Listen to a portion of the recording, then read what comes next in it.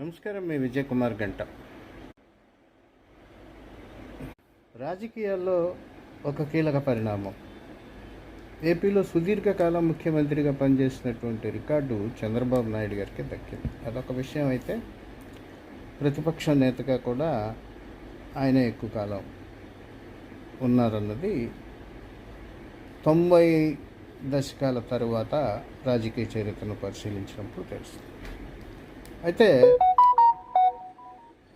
సీఎంగా చంద్రబాబు గారు ఉమ్మడి ఆంధ్రప్రదేశ్లో దగ్గర 9.5 సంవత్సరాలు పనిచేస్తే, తెలంగాణ లేని ఏపీలో దగ్గర 7 ఏళ్ళుగా పనిచేస్తున్నారు. సరే, ఏదైనా టోటల్గా ఆయన 15 ఏళ్ళు ఏపీ ముఖ్యమంత్రిగా కొనసాగుతున్నారు. రాజకీయాల్లో ప్రతి వ్యూహాలు అనేవి సహజమైనవి. పాలిటిక్స్ అంటేనే బహుజిత్తులు అని అర్థం. పాలిట్రిక్స్, బహుళ ట్రిక్స్, ఎత్తులు, కుయుక్తులు. ఈ ఎత్తులు ప్రజా మన్నన పొందినప్పుడు ఆ నాయకుడు చిరకాలం అధికారంలో ఉంటాడు.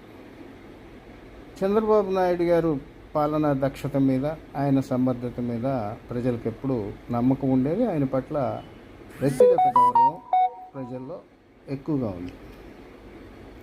అందువల్లే కరెక్ట్గా 1985 ప్రాంతంలో ఎన్టీ రామారావుని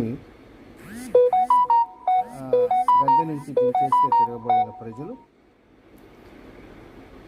1995 ప్రాంతంలో దాసరి లక్ష్మీ పార్వతి